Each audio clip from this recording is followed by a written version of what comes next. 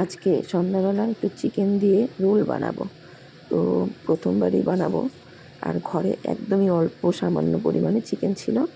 সেই চিকেনটাকে আমি ভালো করে কেটে ধুয়ে নিয়ে এটার মধ্যে আমি মশলা মাখিয়ে রেখেছিলাম, পেঁয়াজ রসুন আদা, যেরকম মাংসের মশলা মাখানো হয় সেরকম। আর সেটা দিয়ে আমি এখন তেলে ভেজে নিব, আর ভেজে নিয়ে এটাকে রেখে দিব এখন রেডি করে। সন্ধ্যাবেলা আমি এটা দিয়ে রোল বানাবো।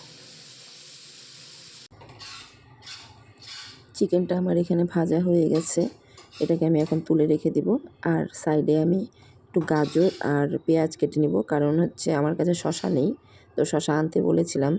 তো যদি নিয়ে আসে তাহলে পরে কাটবো, আর যদি না নিয়ে আসে তাহলে এইভাবেই করব। আর আমার কাস্তে কাস্তে না গলার অবস্থা খুব খারাপ, মানে কথাও বলতে পারছি না।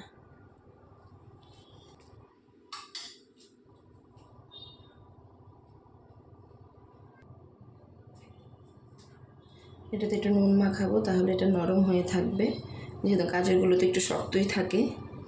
আমার কাছে এখন আপাতত শসা নেই, তো শসা আনতে বলেছি, যদি আনে তাহলে কেটে নেব এর মধ্যে।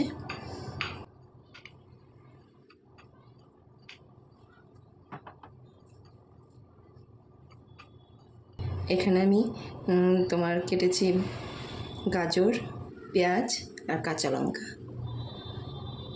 কেটে রেখেছি, মানে নুনটা দেওয়াতে একদম নরম হয়ে থাকবে। আর যখন রোলের ওপরে দিব তখন খুব ভালো হবে এটা। দেখো আমি এখানে রুটিগুলো করে নিয়েছি, একদম পাতলা পাতলা করে রুটি করেছি।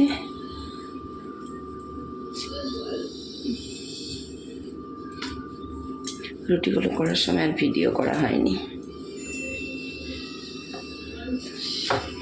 আমি যতটুকু পেরেছি আমি অনেকটাই পাতলা করেছি, একদম ময়দার রুটি, একদম পাতলা।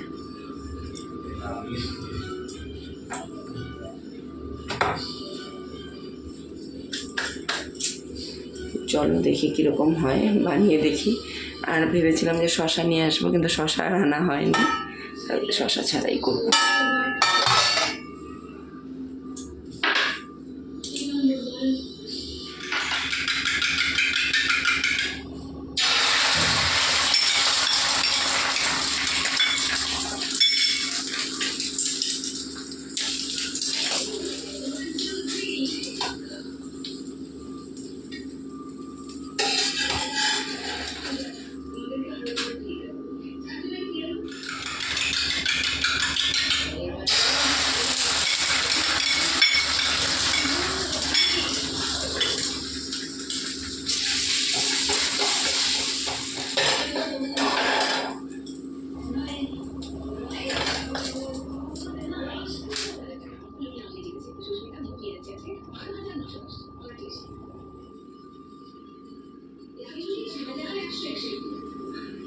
আমার মেয়ে যেহেতু ঝাল খাবে না, তো ওকে একদম লঙ্কা ছাড়া, একসঙ্গেই মেখে রেখেছি লঙ্কা দিয়ে, একদম লঙ্কা ছাড়াই দিব ওকে।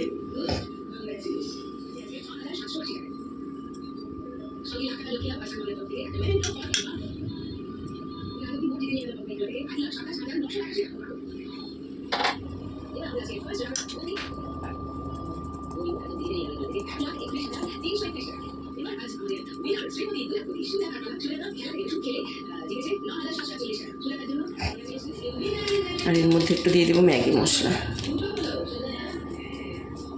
ম্যাগি মশলাটাতে কিন্তু দারুণ টেস্ট হয়, মানে তুমি যে কোনো এমনিও যদি তুমি রোল করে বা একটু ডিমের অমলেট করে যদি তার মধ্যে একটু ম্যাগি মশলা দিয়ে দাও, দেখবে খেতেই একদম অন্যরকম হবে।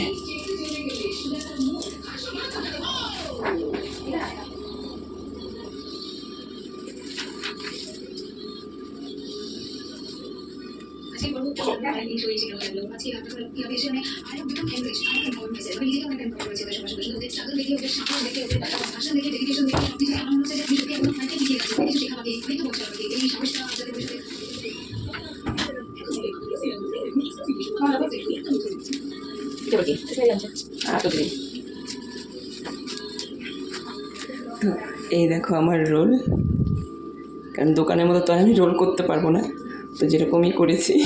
চলো ঘরের খাওয়া চলে যাবে।